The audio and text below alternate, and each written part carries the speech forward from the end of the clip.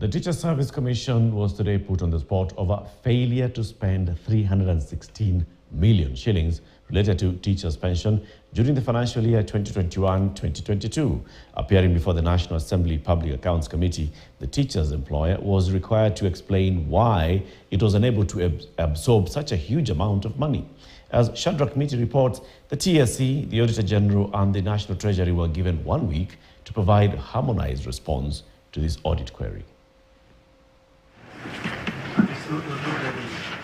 The Public Accounts Committee in the National Assembly invited the Teacher Service Commission to respond to audit queries for the financial year 2021-2022 by the Auditor General.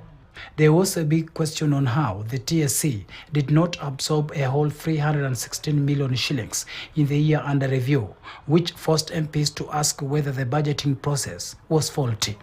That the amount, this amount 316 million, were budget balances of the allocation for the NSSF and staff pension scheme after paying the requisite contributions. So it means that after meeting the obligations, there were money that was left over. There some money is left over, and that is what now was used to be applied to payroll. Doesn't that then mean that we have a budget making process flow? These figures, are they the shortfall of how much was spent in 2021-22 compared to 2020-21, or it was budgetary? It was the difference between the actual expenditure and budgeted amounts for the current financial year 2021-22. I think that's the explanation that we need. The same thing, the personnel emolument items were applied to meet part of the payroll expenses which had budget shortfall.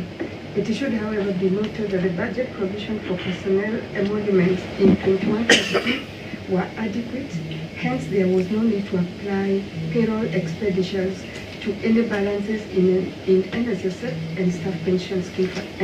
The evaluation was done during the shift in the pension scheme for the teachers from the previous defined benefit to defined contribution.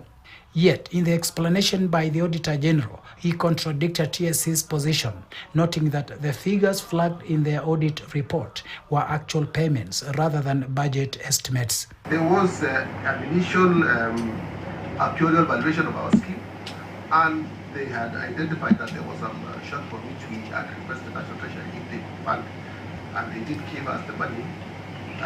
But the figure, the report we used was not it was an edited report. Later on, they revised that actuarial valuation, and therefore this Monday when we were given, the balance remained. Where we are having a decrease in NSSF and other contribution, whereas the compensation of employees is increasing. So we were not comparing a budget and an actual.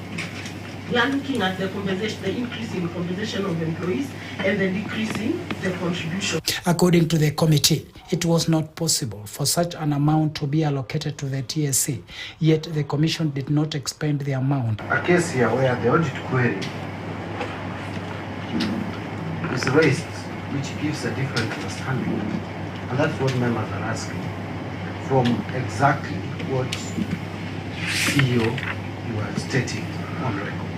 The MPs have further called for the auditing of the TSC payroll, even as the question of the exact number of teachers employed by the TSC were raised. Shadrach Miti, KTN News.